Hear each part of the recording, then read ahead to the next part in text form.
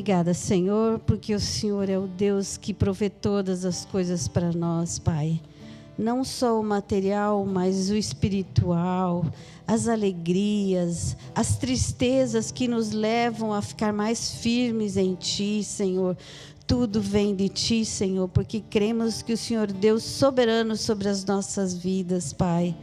Ó Deus, que nesta manhã nós possamos experimentar, Senhor, o alimento que vem do céu, Senhor, o pão do céu, que venha sobre essa igreja, para que a Tua palavra seja o nosso alimento nesta manhã, Senhor. Usa, Senhor, a vida do João, Senhor, que tem se esforçado tanto, Senhor, para cumprir a missão que o Senhor deu a ele, Senhor. Mesmo nas lutas, nas dificuldades, o Senhor está com ele. Mesmo no cansaço, o Senhor está com ele, Senhor. E eu creio, Senhor, que nessa manhã o Senhor vai usá-lo para a honra e glória do Teu nome, Senhor. Que o Senhor não permita, Senhor, que nenhuma palavra saia da boca dele, Senhor, sem que o Teu Espírito tenha inspirado, Senhor. Mas que venha mesmo do Teu trono para nós, aquilo que nós precisamos ouvir. E os nossos corações, Pai, estejam abertos para ouvir, Senhor, a Tua voz, nos orientando, nos mostrando o caminho que devemos andar. Pai, nós Te louvamos, Pai, porque o Senhor é o nosso Deus, o nosso Pai, o nosso refúgio. Nós Te amamos. Em nome de Jesus, amém. Você pode se assentar, por favor? Muito bem, queridos. Vamos, assim, iniciar esse tempo. E eu confesso a vocês que estou... Oh, Jesus! Embaçou tudo aqui.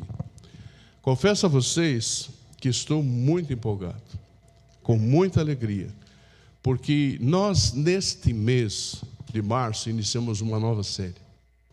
Ela tem como tema, queridos, frutificando na prática cristã.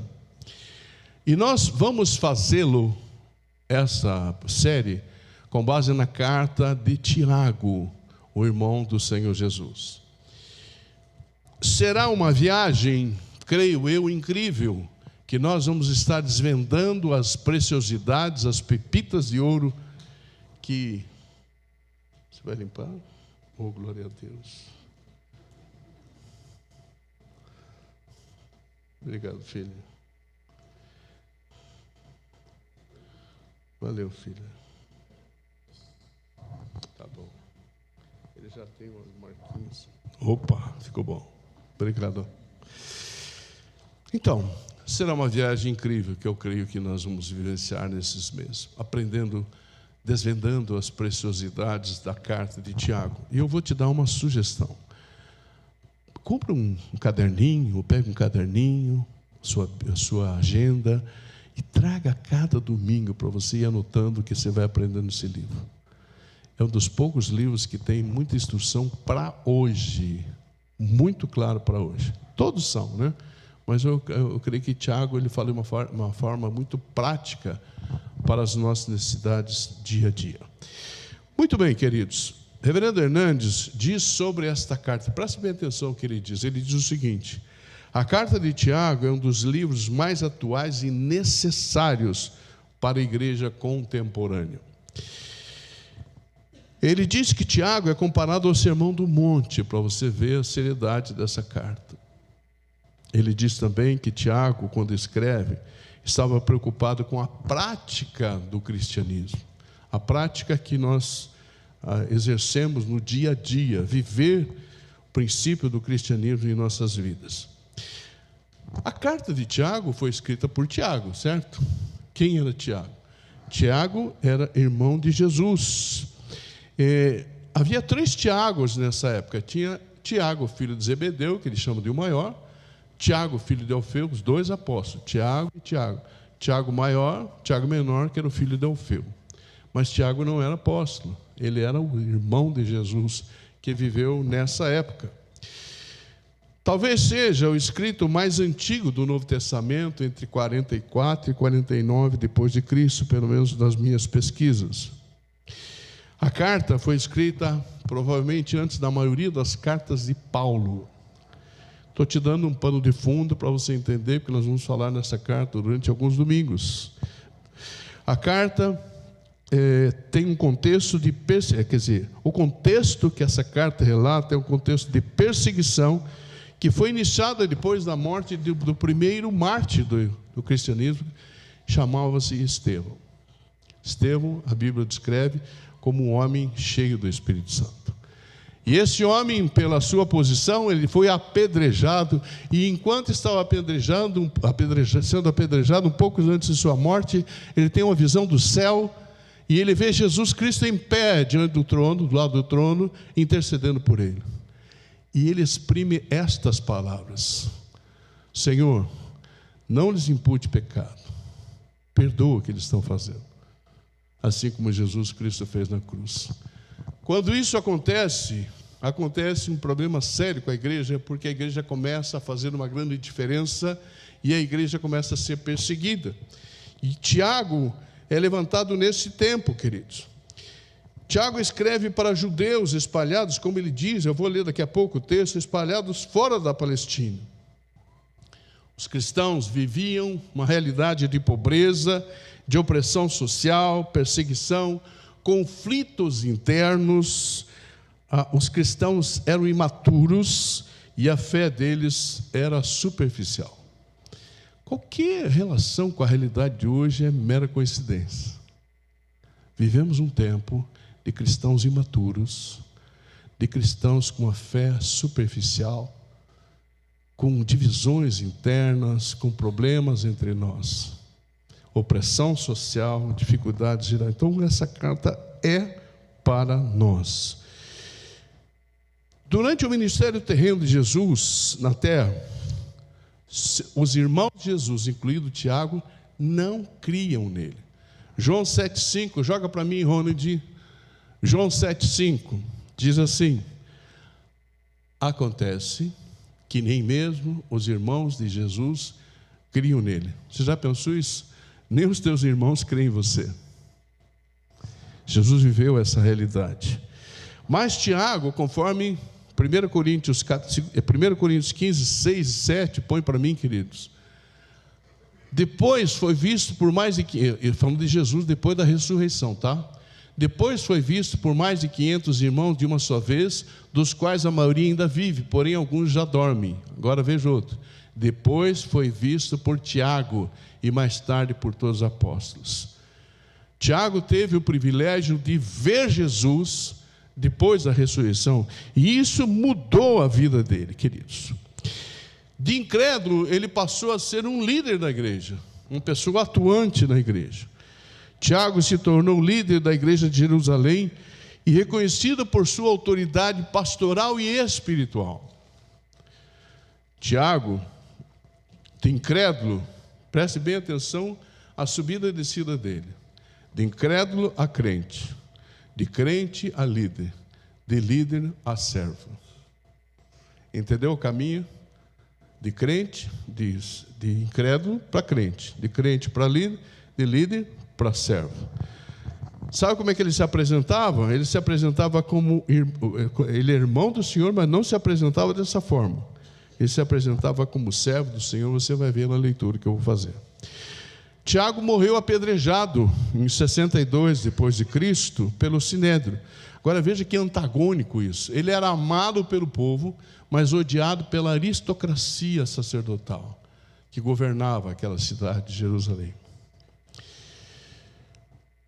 Tiago inicia a sua carta, queridos, dizendo algumas coisas importantes, e eu quero ler o texto para a gente começar a curtir esse texto, essa carta linda. Abra em Tiago, capítulo 1. Eu devia ter dado bombom para vocês, estou vendo pouco farfalhar de Bíblia, hein?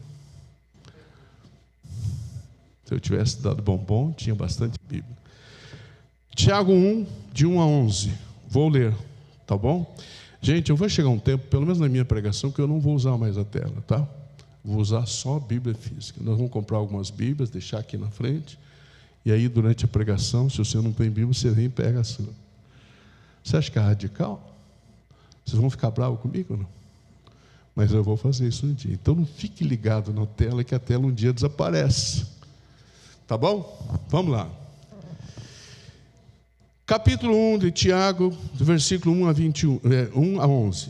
Diz assim: Tiago, olha como é que ele se apresenta. Tiago, servo de Deus e do Senhor Jesus. Ele se apresenta não como irmão de Jesus, como servo de Cristo. A quem ele escreve? As 12 tribos que se encontram na diáspora. Diáspora é dispersão. O pessoal estava espalhado, tá bom? Saudações. Meus irmãos, tenho por motivo de grande alegria o fato de passarem por várias provações. Entenderam o texto? Motivo de grande alegria passar por provações. Sabendo que a provação da fé que vocês têm produz perseverança, ora, a perseverança deve ter ação completa para que vocês sejam perfeitos e íntegros sem que lhes falte nada. Se, porém, algum de vocês necessita de sabedoria, peça a Deus, que a todos dá com generosidade e sem reprovações, e ela lhe será concedida. Peça, porém, com fé, em nada duvidando, pois o que duvida é semelhante à onda do mar, impelida e agitada pelo vento. Que uma pessoa dessas não pense que alcançará do Senhor alguma coisa, sendo indecisa e inconstante em todos os seus caminhos. O irmão, de condição humilde, glorie-se na sua exaltação, e o rico na sua humilhação, porque ele passará como a flor do campo, porque o sol se levanta com seu calor ardente, a planta seca, a sua flor cai, e a formosura do seu aspecto desaparece. Assim também o rico murchará em seus caminhos. Senhor, que a oração da Dorcas seja cumprida, que o Senhor realmente nos use para o louvor da Tua glória agora, Senhor. Em nome de Jesus é que eu peço e agradeço. Amém. Muito bem. Eu quero lhe fazer uma pergunta, você não precisa responder para mim, responda para Deus. Que tipo de fé sustenta você e eu quando as coisas se tornam difíceis? Que tipo de fé nós temos? Quando fica ruim, como é que fica a coisa? Tiago inicia sua carta falando sobre aflições. E eu achei incrível isso, porque eu estava vivendo um tempo de aflições, então essa carta foi maravilhosa para mim. Vivi um tempo de aflições essa semana, mas Deus foi tão fiel, tão bom. Então, Tiago inicia sua carta falando sobre aflições. Todos nós somos provados em nossa fé enquanto ela está sendo formada em nós. Jesus, em João 16:33, diz o seguinte: falei essas coisas para que em mim vocês tenham paz.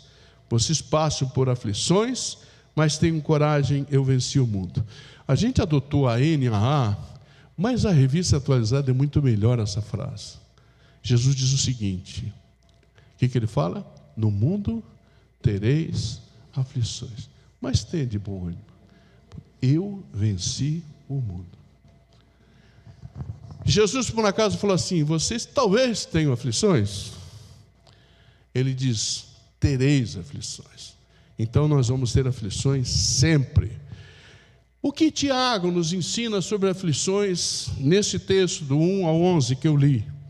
Eu sempre costumo fazer um modelo tradicional de dividir em pontos. Então eu tenho 3 lições que eu quero deixar para você sobre esse texto. A primeira lição é que as aflições autenticam a nossa fé.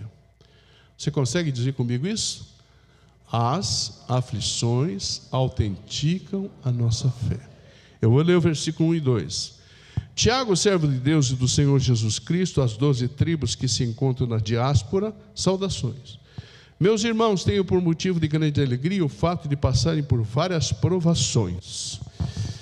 Tiago está nos ensinando, queridos, que a nossa fé se torna perceptível, palpável, nós conseguimos sentir quando nós passamos por aflição.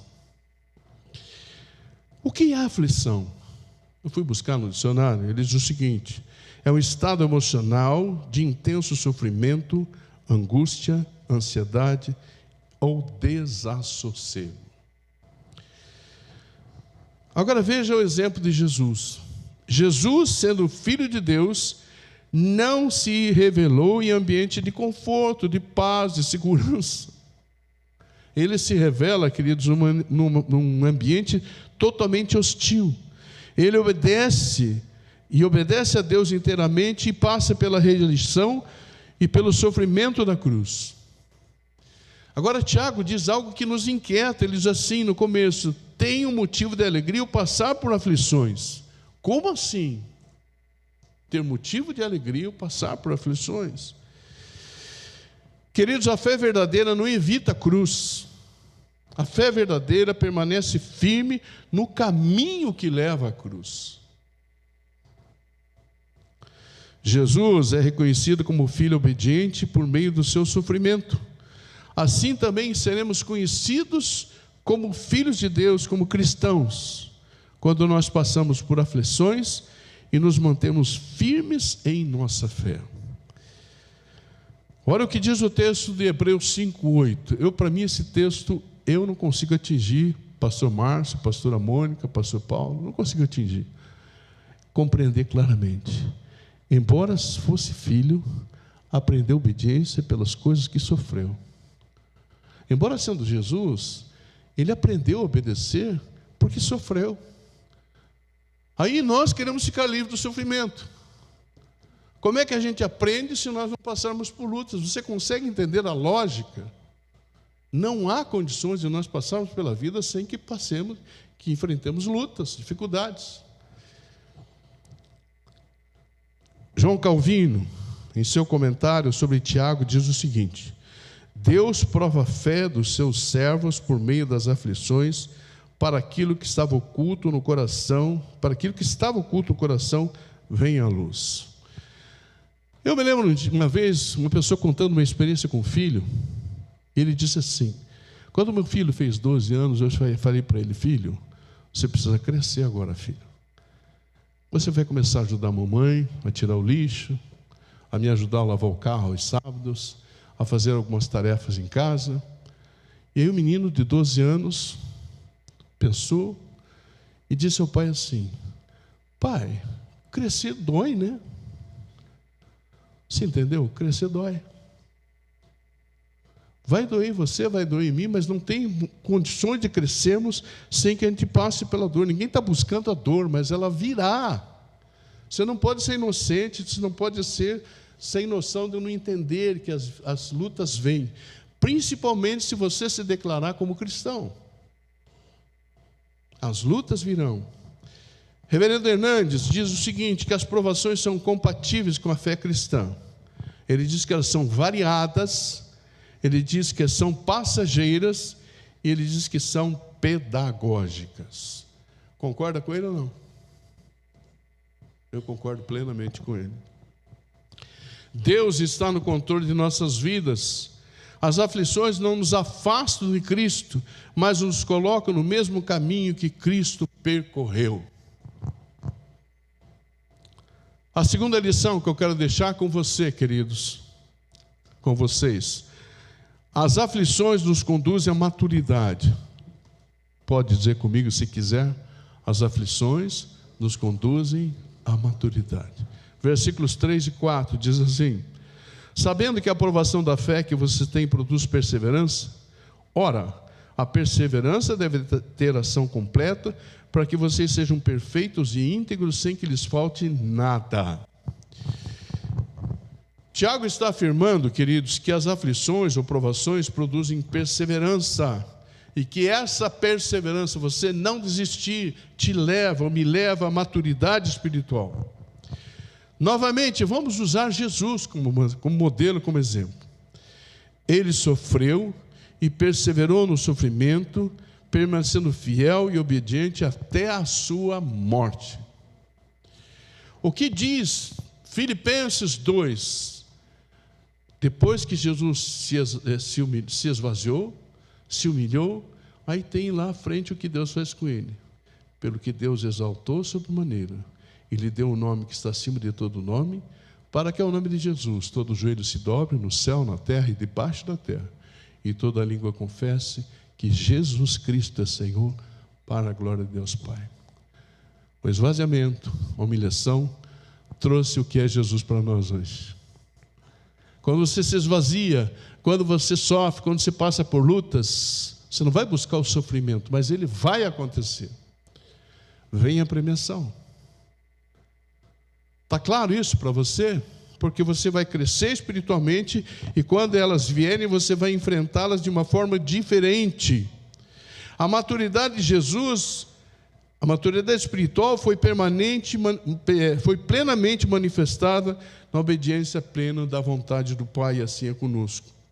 A perseverança cristã não é esforço moral, queridos, mas é permanecer em Cristo, andando no caminho que Ele andou. A aprovação da fé produz perseverança, que deve ser completa, para que sejamos, como diz o texto, sejamos perfeitos e íntegros, sem que falte nada.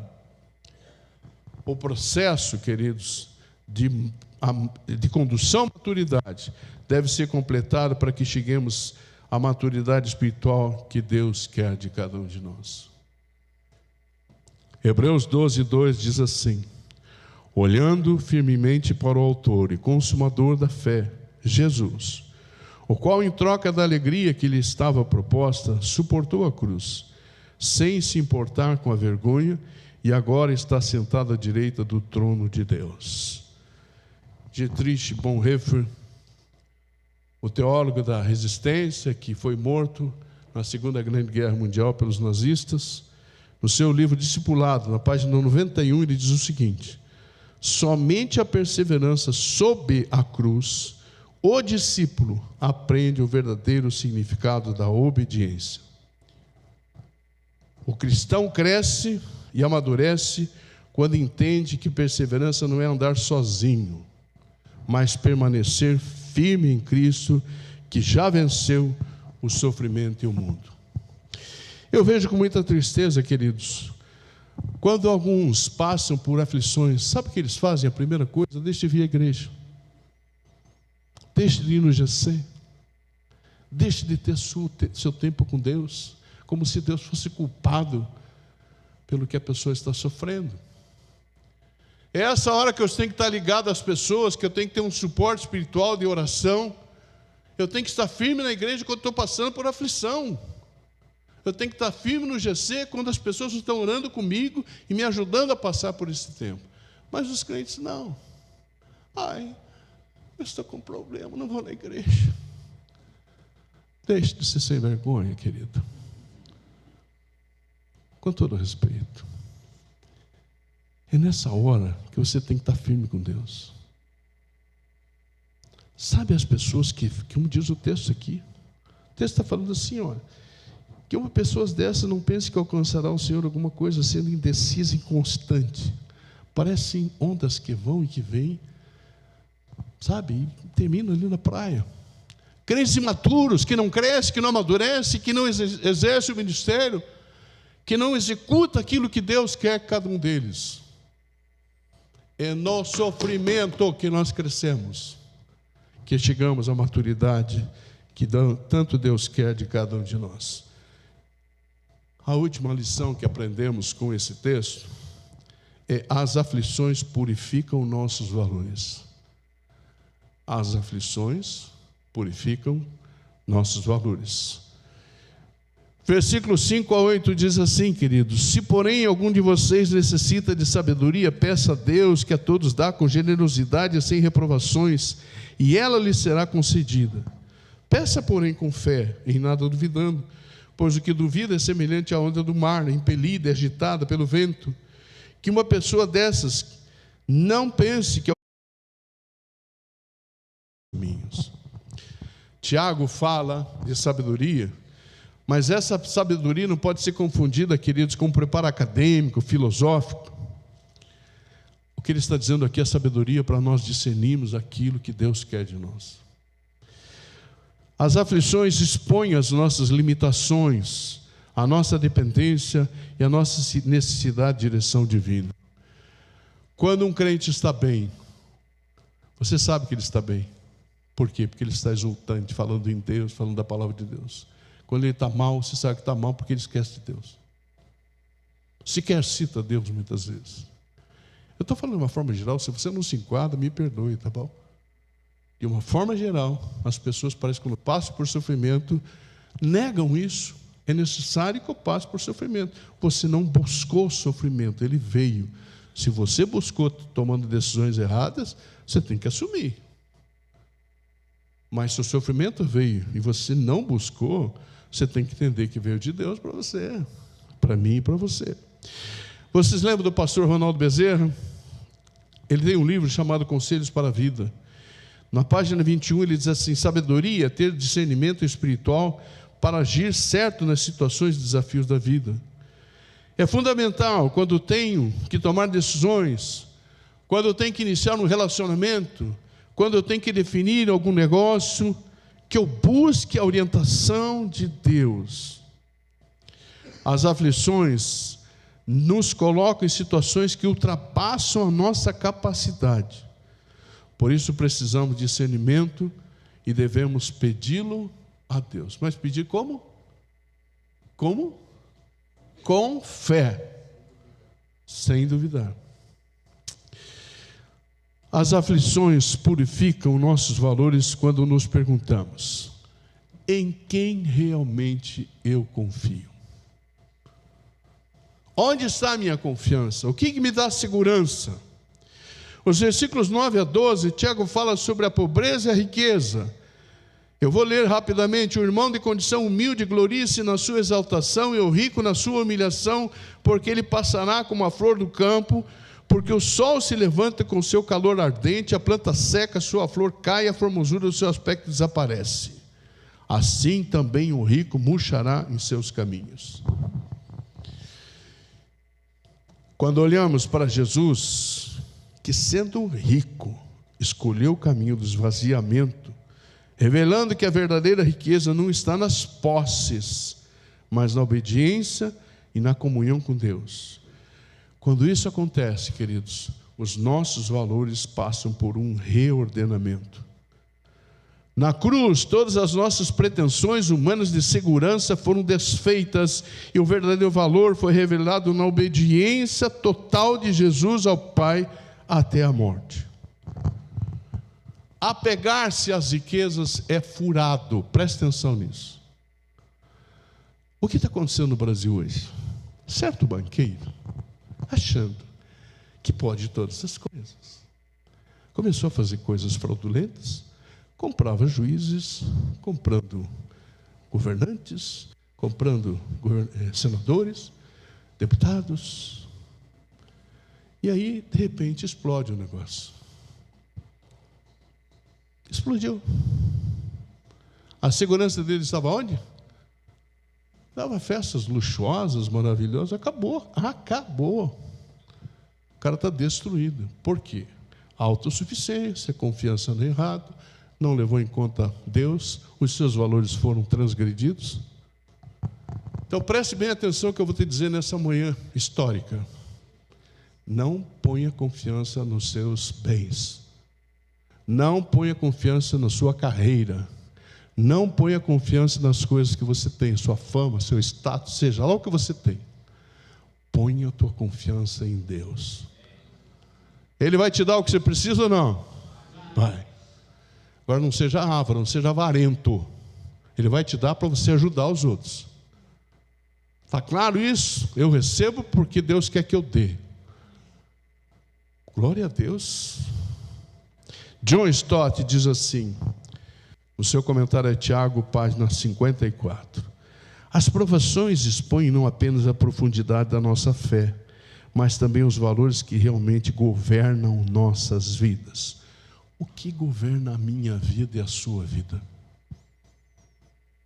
Pense nisso. O que governa? Você luta dia a dia para quê? Para agradar a Deus, para estar mais próximo, para crescer, ou é para ter dinheiro, para pagar a conta, para comprar, o que domina a sua vida? Porque nós vivemos num piloto automático hoje, queridos. Levantamos, trabalhamos, comemos, nos vestimos, lavamos, sei lá, no outro dia a mesma coisa. Aí no domingo a gente se faz de crente, vem para a igreja, estou falando de uma forma geral, pelo amor de Deus, não me leve a mal. Nós fazemos de crente, vemos para a igreja, tudo santo. Mas onde está a nossa confiança? Quem governa a nossa vida? Ela tem que ser de segunda a segunda. No culto, sim. Mas lá em casa, lá no meu trabalho, lá na minha vizinhança, lá na padaria, lá no mercado. Tem crente que vai lá estúpido com caixa. É estúpido com o banco, estúpido onde vai, grosseiro. Eu não posso falar que eu sempre fui assim também.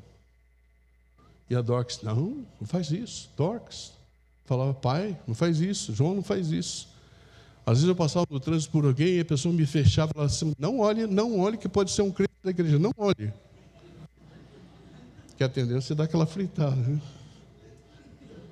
Mas eu estou buscando que Deus me faça um homem melhor, uma pessoa melhor, uma pessoa que trata os outros todos com decência, com amor. Eu quero terminar esse tempo, queridos, dizendo que eu passei do tempo, me perdoe, gente, não me atirem pedras. Diz assim, as aflições autenticam a nossa fé, as aflições nos conduzem à maturidade, as aflições nos purificam os nossos valores. Agora pensemos, se as aflições são inevitáveis, o que fazer? Pense comigo isso. Se as aflições são inevitáveis, o que fazer? Eu li um texto que diz o que deve fazer. A gente deve olhar para o autor e consumador da nossa fé, que é Jesus Cristo. Passou por lutas? Vá orar. Vai ler a Bíblia. Vai exercitar a sua fé. Não vai reclamar, não vai olhar para o céu. Pô, Deus de novo. Está claro? Continuamos amigos? Tudo bem? Vamos me cumprimentar na saída ou vamos sair pela outra porta?